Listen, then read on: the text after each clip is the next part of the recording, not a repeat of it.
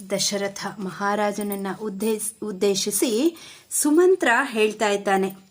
ಸನತ್ ಕುಮಾರನು ಋಷ್ಯಶೃಂಗನ ಕಥಾಪ್ರಸಂಗವನ್ನು ಹೇಳಿ ಪುನಃ ಋಷಿ ಪ್ರಮುಖರಿಗೆ ಹೇಳಿದುದನ್ನು ನಾನು ನಿನ್ನೊಡನೆ ಹೇಳುತ್ತೇನೆ ಕೇಳು. ಇಕ್ಷ್ವಾಕು ಕುಲದಲ್ಲಿ ಪರಮ ಧಾರ್ಮಿಕನಾದ ಸತ್ಯ ಪ್ರತಿಜ್ಞನಾದ ಶ್ರೀಮಂತನಾದಂತಹ ದಶರಥ ಎಂಬ ರಾಜನು ಹುಟ್ಟುವನು. ಅವನಿಗೆ ಅಂಗರಾಜನೊಡನೆ ಸ್ನೇಹ ಉಂಟಾಗುತ್ತದೆ. ಆ ರಾಜನಿಗೆ ಶಾಂತ ಎಂಬ ಕನ್ಯೆ ಒಬ್ಬಳಿರುತ್ತಾಳೆ. ಅಂಗರಾಜನ ಮಗನಾದ ರೋಮಪಾದನು ಅಂಗರಾಜನೆಂಬ ಹೆಸರಿನಿಂದಲೂ ಪ್ರಸಿದ್ಧನಾಗಿರುತ್ತಾನೆ. ಅಂಗದೇಶವನ್ನು ಅವನು ಆಳುತ್ತಿರುವುದರಿಂದ ಅವನಿಗೆ ತಂದೆಯಂತೆಯೇ ಅಂಗರಾಜ ಎಂಬ ಹೆಸರು ಬಂದಿರುತ್ತದೆ. ರೋಮಪಾದನಲ್ಲಿಗೆ ದಶರಥನು ಹೋಗುತ್ತಾನೆ. ದಶರಥನು ಮಿತ್ರನಾದಂತಹ ಅಂಗರಾಜನಿಗೆ ಹೇಳುತ್ತಾನೆ, ಧರ್ಮಾತ್ಮನೇ, ನನಗೆ ಸಂತಾನವಿಲ್ಲ.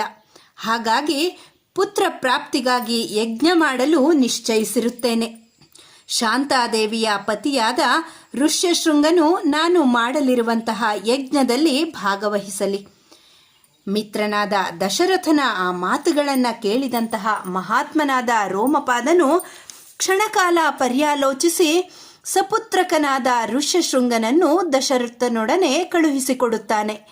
ಸಂತಾಪವು ಪರಿಹಾರವಾಗಿ ಸಂತುಷ್ಟನಾಗುವ ದಶರಥನು ಋಷ್ಯಶೃಂಗನನ್ನು ತನ್ನೊಡನೆ ಕರೆದುಕೊಂಡು ಅಯೋಧ್ಯೆಗೆ ತೆರಳಿ ಸಕಲ ಸಂಭಾರಗಳಿಂದಲೂ ಪರಿಪೂರ್ಣವಾಗಿರುವ ಯಜ್ಞಭೂಮಿಗೆ ಕರೆದೊಯ್ಯುತ್ತಾನೆ ಮತ್ತು ಆ ಯಾಗವನ್ನು ಮಾಡುತ್ತಾನೆ. ರಾಜ ದಶರಥನು ಯಜ್ಞ ಮಾಡುವಂತಹ ಇಚ್ಛೆಯಿಂದ ಋಷ್ಯಶೃಂಗನ ಮುಂದೆ ಕೈ ಮುಗಿದು ನಿಂತು ಯಜ್ಞದ ಆರ್ಧ್ವಿಜ್ಯವನ್ನು ವಹಿಸಬೇಕು ಎಂದು ತನ್ಮೂಲಕ ಮಕ್ಕಳಾಗುವಂತೆ ಅನುಗ್ರಹಿಸಬೇಕೆಂದು ಪುತ್ರ ಪ್ರಾಪ್ತಿಯಿಂದ ಸ್ವರ್ಗವು ಲಭಿಸುವಂತೆ ಅನುಗ್ರಹಿಸಬೇಕು ಎಂದು ಮಹರ್ಷಿಯನ್ನು ಪ್ರಾರ್ಥಿಸುತ್ತಾನೆ. ತನ್ನ ಮನೋಭಿಲಾಷೆಗಳನ್ನು ಮಹರ್ಷಿಯ ವರಪ್ರಸಾದದಿಂದ ದಶರಥ ಮಹಾರಾಜನು ಪಡೆಯುತ್ತಾನೆ.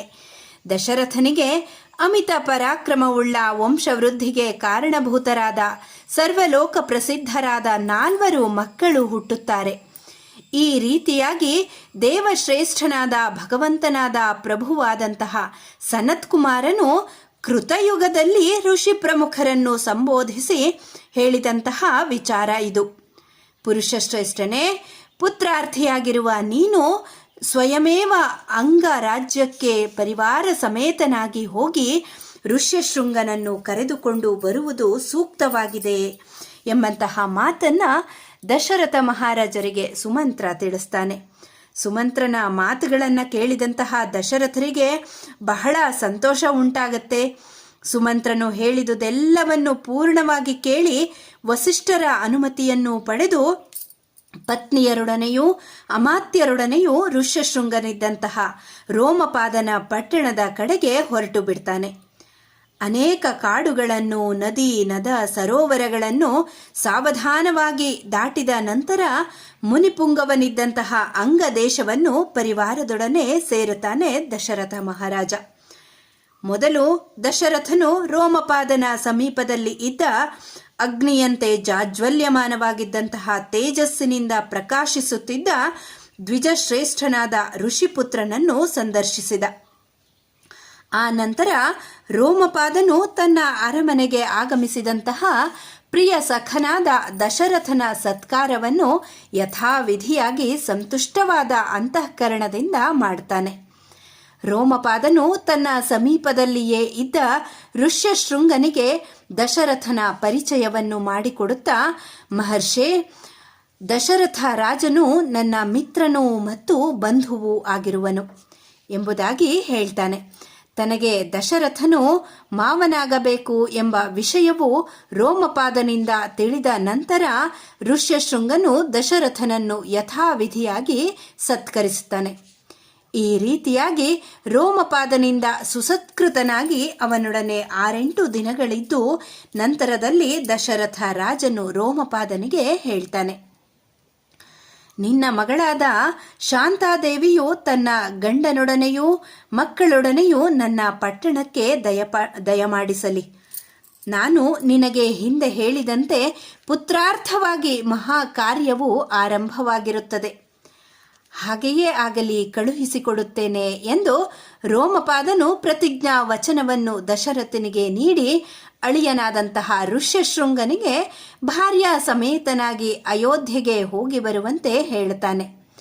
ಋಷ್ಯಶೃಂಗನು ಹಾಗೆಯೇ ಆಗಲಿ ಎಂದು ಉತ್ತರಿಸಿ ರಾಜನಾದಂತಹ ರೋಮಪಾದನ ಅನುಜ್ಞೆಯನ್ನು ಪಡೆದು ಭಾರ್ಯಾ ಸಮೇತನಾಗಿ ದಶರಥನೊಡನೆ ಅಯೋಧ್ಯ ಪಟ್ಟಣಕ್ಕೆ ಹೊರಟು ಬಿಡ್ತಾನೆ. ದಶರಥನು ಅಂಗರಾಜ್ಯವನ್ನು ಬಿಟ್ಟು ಹೊರಡುವ ಸಮಯದಲ್ಲಿ ದಶರಥನು ಮತ್ತು ರೋಮಪಾದನು ಪ್ರೇಮಾಧಿಕ್ಯದಿಂದ ಗಾಢವಾದಂತಹ ಆಲಿಂಗನವನ್ನು ಮಾಡಿಕೊಳ್ತಾರೆ. ಪರಸ್ಪರವಾಗಿ ಕೈ ಮುಗಿದರೂ ಇಬ್ಬರಿಗೂ ಅಮಿತವಾದಂತಹ ಆನಂದ ಉಂಟಾಯಿತು. ರೋಮಪಾದನ ಅನುಜ್ಞೆಯನ್ನು ಪಡೆದು ದಶರಥನು ರಥವನ್ನು ಏರುತ್ತಾನೆ. ಶೀಘ್ರಗಾಮಿಗಳಾದಂತಹ ದೂತರನ್ನು ಕರೆದು ತಾನು ಮಹರ್ಷಿಗಳಾದಂತಹ ಋಷ್ಯಶೃಂಗರೊಡನೆ ಬರುತ್ತಿರುವುದಾಗಿಯೂ ನಗರಿಯನ್ನು ಕೂಡಲೇ ಪತಾಕೆಗಳಿಂದಲೂ ತಳಿರು ತೋರಣಾದಿಗಳಿಂದಲೂ ಅಲಂಕರಿಸಬೇಕೆಂದು ನಗರವು ಸುಗಂಧಮಯವಾಗಿರುವಂತೆ ಎಲ್ಲೆಡೆಗಳಲ್ಲಿಯೂ ಧೂಪವನ್ನು ಹಚ್ಚಿಡಬೇಕೆಂದು ಪೌರರಿಗೆ ಹೇಳಿ ಕಳುಹಿಸ್ತಾನೆ ದಶರಥ ಮಹಾರಾಜ. ರಾಜನು ಕೃತಕೃತ್ಯನಾಗಿ ಬರುತ್ತಿರುವಂತಹ ವೃತ್ತಾಂತವನ್ನು ತಿಳಿದ ಪೌರರೆಲ್ಲರೂ ಆನಂದ ತುಂದಿಲರಾಗಿ ರಾಜನು ಹೇಳಿ ಕಳುಹಿಸಿದಂತೆ ನಗರವನ್ನು ಬಹಳ ಸುಂದರವಾಗಿ ಅಲಂಕರಿಸ್ತಾರೆ. ಸುಂದರವಾಗಿ ಅಲಂಕರಿಸಲ್ಪಟ್ಟಿದ್ದಂತಹ ಅಯೋಧ್ಯ ನಗರಿಯನ್ನು ದಶರಥನು ಋಷ್ಯಶೃಂಗನನ್ನು ಮುಂದು ಮಾಡಿಕೊಂಡು ಪ್ರವೇಶ ಮಾಡ್ತಾನೆ. ಆ ಕಾಲದಲ್ಲಿ ಶಂಖ, ದುಂದುಭಿ ಮೊದಲಾದಂತಹ ವಾದ್ಯಗಳು ಮೊಳಗುತ್ತವೆ. ಇಂದ್ರನಂತೆ ಮಹಾಪರಾಕ್ರಮಶಾಲಿಯಾದ ದಶರಥ ರಾಜನಿಂದ ಪುರಸ್ಕೃತನಾಗಿ ಅಯೋಧ್ಯ ನಗರವನ್ನು ಪ್ರವೇಶಿಸುತ್ತಿರುವ ದ್ವಿಜಶ್ರೇಷ್ಠನಾದ ಋಷ್ಯಶೃಂಗನನ್ನು ನೋಡಿ ನಾಗರಿಕರೆಲ್ಲರೂ ಆನಂದಭರಿತರಾದರು. ದಶರಥ ರಾಜನು ಸಕಲ ವಿಧವಾದ ಮರ್ಯಾದೆಗಳಿಂದಲೂ ಋಷ್ಯಶೃಂಗನನ್ನು ಸತ್ಕರಿಸಿ ಅಂತಃಪುರದೊಳಕ್ಕೆ ಕರೆದುಕೊಂಡು ಹೋಗಿ ಯಥಾವಿಧಿಯಾಗಿ ಪೂಜಿಸ್ತಾನೆ. ಋಷಿಪುತ್ರನ ಆಗಮನದಿಂದ ತಾನು ಕೃತಕೃತ್ಯನಾದೆನೆಂದು ಭಾವಿಸಿದ. ಅಂತಃಪುರದಲ್ಲಿ ಸ್ತ್ರೀಯರು ಪತಿಯೊಡನೆ ಆಗಮಿಸಿದಂತಹ ವಿಶಾಲಾಕ್ಷಿಯಾದ ಶಾಂತಾದೇವಿಯನ್ನು ಕಂಡು ಆನಂದಭರಿತರಾದರು. ಅವರೆಲ್ಲರೂ ಶಾಂತಾದೇವಿಯನ್ನು ಗೌರವಿಸಿ ಪೂಜಿಸಿದರು. ದಶರಥ ರಾಜನು ಪುತ್ರಿ ಎಂಬ ಪ್ರೇಮಾತಿಶಯದಿಂದ ಶಾಂತೆಯನ್ನು ವಿಶೇಷವಾಗಿ ಗೌರವಿಸ್ತಾನೆ. ಈ ರೀತಿಯಲ್ಲಿ ತನ್ನ ಪತಿಯಾದ ಋಷ್ಯಶೃಂಗನೊಡನೆ ಕೆಲಕಾಲ ಶಾಂತಾದೇವಿಯು ದಶರಥ ರಾಜನ ಅಂತಃಪುರದಲ್ಲಿ ಸುಖವಾಗಿ ಇರ್ತಾಳೆ. ಇದು ಬಾಲಕಾಂಡದ 11ನೇ ಸರ್ಗವಾಗಿದೆ. ಧನ್ಯವಾದ ಸರ್ವೇಭ್ಯಃ.